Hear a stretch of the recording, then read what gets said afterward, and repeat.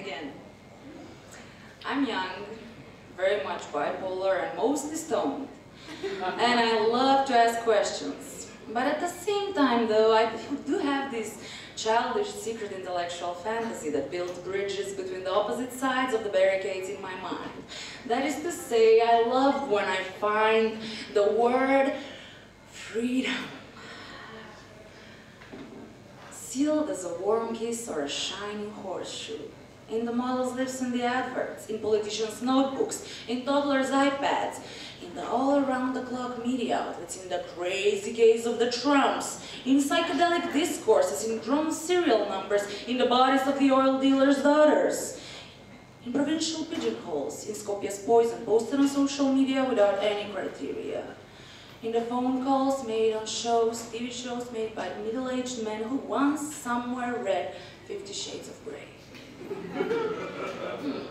I also love it when freedom is so nicely and boldly carved into the testicles of the warrior on a horse, into the religious books with hardcover, into the legends of the Hansa people. Or freedom!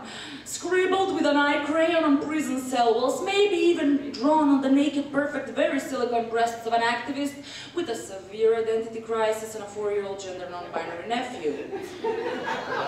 This is not funny. Why do we not talk about abortion, by the way? Why do we so little talk about abortion, by the way?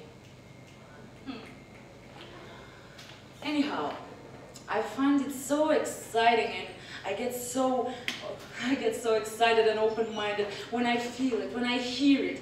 The charming, intimate, seductive, intangible, affluent, manipulative, bureaucratic, pathetic, chic, risky, and very, very elephantastic word, freedom, coming so tunefully and subtle like elephants tramping on this wretched earth of ours, like clumsy Sisyphus stones rolling from St. Pantele to the Nihilist Vardar, from the surface of some prepaid megaphone's neocortex, from the mice living in the sewage. Woo!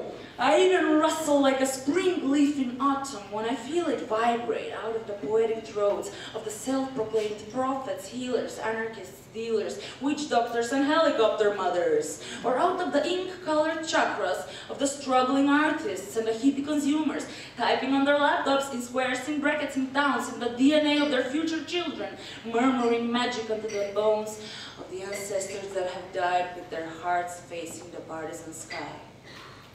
Yet there is something special, something so nasty, dirty, and pervert that gets me excited more than anything. It's when the master, just before the whip flicks like an obscene thunder in the midst of a storm, tells their slave, "I sacrifice you in the name of freedom."